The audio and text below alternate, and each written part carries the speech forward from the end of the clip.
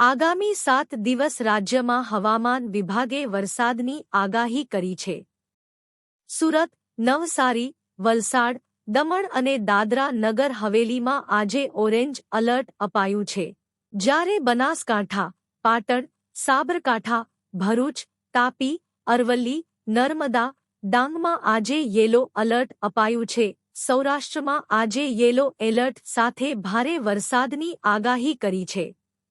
આગામી 4 દિવસ માછીમારોને દરિયો ન ખેડવા સૂચના અપાઈ છે. હાલ ઓફશોર ટ્રફ અને સાયક્લોનિક સર્ક્યુલેશન સક્રિય થતા વરસાદની શક્યતા છે. ઓગસ્ટ મહિનામાં સૌરાષ્ટ્રમાં અને દક્ષિણ ગુજરાતમાં સામાન્ય કરતાં ઓછો વરસાદ નોંધાશે. અન્ય જિલ્લાઓમાં સામાન્ય વરસાદ રહેશે. હવામાન વિભાગની વરસાદને લઈને આગાહી. 4 ઓગસ્ટ સુધી ગુજરાતમાં ભારે વરસાદની આગાહી કરવામાં આવી છે. 2 ઓગસ્ટે દક્ષિણ ગુજરાતમાં ડાંગ, નવસારી, વલસાડ, તાપી, દમણ, દાદરા નગર હવેલીમાં ભારે વરસાદની આગાહી કરવામાં આવી છે.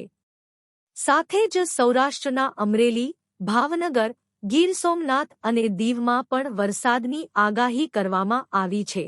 તો 3 થી 4 ઓગસ્ટે દક્ષિણ ગુજરાતના જિલ્લામાં વરસાદની આગાહી કરવામાં આવી છે.